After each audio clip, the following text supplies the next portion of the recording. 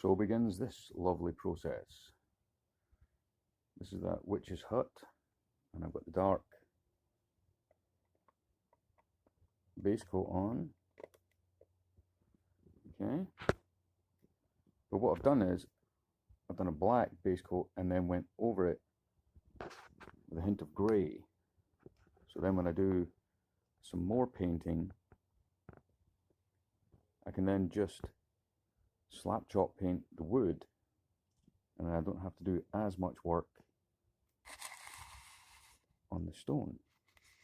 And I've got the lovely little garden, I've got the branches there that will attach to here, here, and here. But that's the witch's hut has begun.